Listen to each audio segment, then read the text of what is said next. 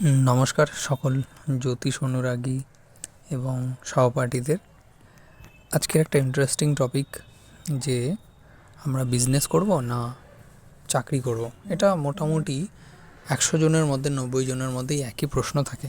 সবাই একটা দ্বন্দ্বের মধ্যে থাকে যে তারা কেরিয়ারে কী নিয়ে এগোতে পারবে।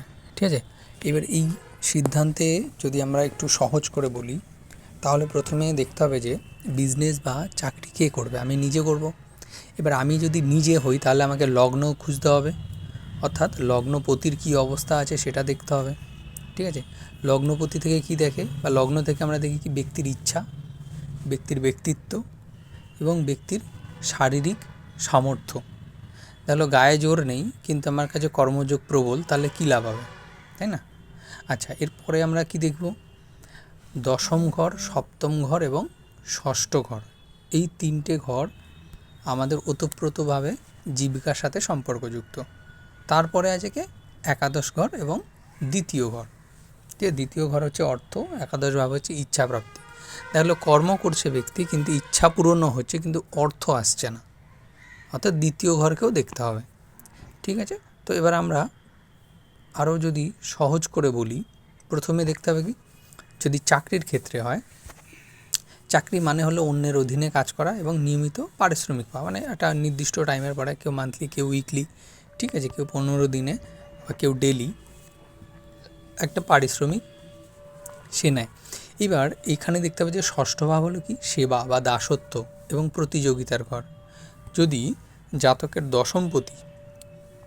দশমপতি ষষ্ঠভাবে বসে থাকে বা ষষ্ঠপতির সাথে কোনোভাবে কানেক্টেড হয় তবে চাকরি যোগ প্রবল হয়।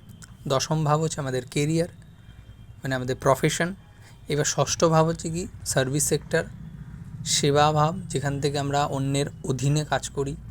ঠিক আছে, তার সাথে যদি কর্মপতির কানেক্ট হয় তাহলে আমাদের কর্ম হবে কি চাকরি যোগ। এরপরে কি আছে শনির প্রভাবটাও দেখতে হবে।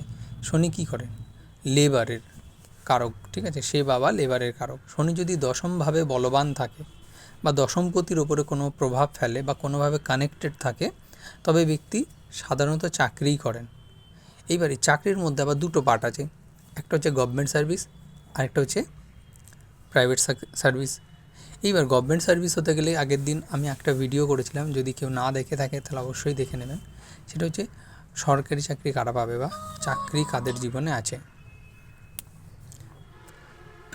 এর মধ্যে দুটো গ্রহ ইম্পর্টেন্ট, সূর্য, মঙ্গল এবং শনি। তো সেখানে আমি টোটাল ডিটেলসে দিয়ে রেখেছি, সেখানে আপনি চাইলে দেখতে পারেন। সরকারি চাকরির জন্য তাহলে কী হবে, সূর্য এবং মঙ্গল এর বলবান হওয়াটা বিশেষ প্রয়োজন। রবি যদি দশমভাবে থাকে তাহলে জাতক প্রশাসনে বা উচ্চ পদে চাকরি পেতে পারে। এরপরে আবার গ্রহদের বলাবল, দৃষ্টি, ঠিক আছে, ইত্যাদি দেখার বিষয় আছে। এটুকু হচ্ছে বেসিক, এটুকু হচ্ছে মেন, এটা দেখতে হবে। তাহলে আমরা চাকরির জন্য কী কী দেখব, আমি আবার রিপিট করে দিই।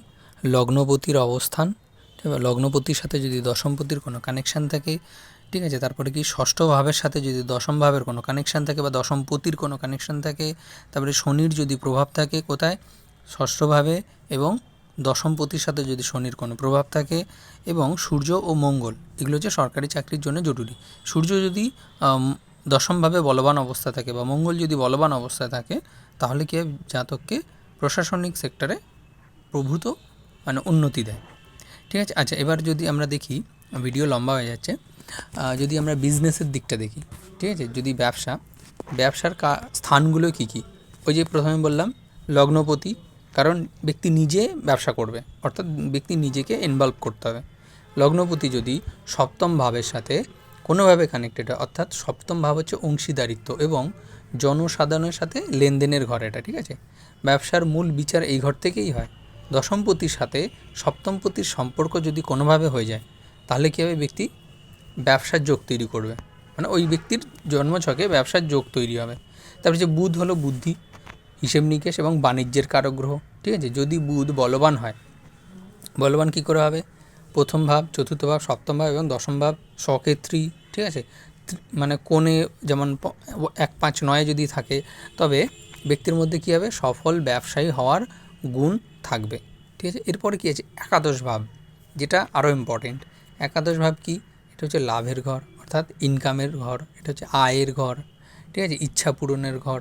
এই একাদশপতির সাথে যদি সপ্তম ভাবের কোনো কানেকশান হয় তাহলে কী হবে, ব্যবসায়ের ক্ষেত্রে ব্যক্তি সাফল্যবান হবে। ঠিক আছে। আরেকটা যোগ থাকে, যদি বৃহস্পতির সঙ্গে শনিদেবের যদি কোনোভাবে কানেকশান হয়।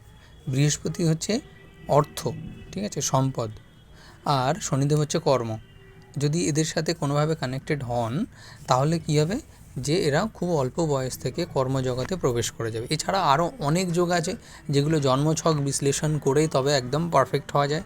আর যদি আপনাদের নিজস্ব কোনো ব্যক্তিগত প্রশ্ন থাকে অবশ্যই কমেন্ট করবেন, আমি চেষ্টা করব রিপ্লাই ভিডিও যেমন নিয়ে আসি তেমন আরও কটা রিপ্লাই জমলে আমি আবার একটা রিপ্লাই ভিডিও নিয়ে আসবো। আপনি আপনার কোশ্চেন করবেন, তবে বেশি কোশ্চেন করবেন না, যেটা সলিড সেটাই করবেন, কারণ আমাকে শর্ট ভিডিওর মধ্যে অনেকগুলোকে কভার করতে হয়। ঠিক আছে। আর যারা এখনও সাবস্ক্রাইব করেননি তারা অবশ্যই সাবস্ক্রাইব করে দেবেন, সঙ্গে থাকবেন, আপনাদের মতামত কমেন্টে লিখবেন, তাহলে কী হবে, আমি উৎসাহ পাবো আরও নতুন নতুন আইডিয়া নিয়ে আসার জন্য।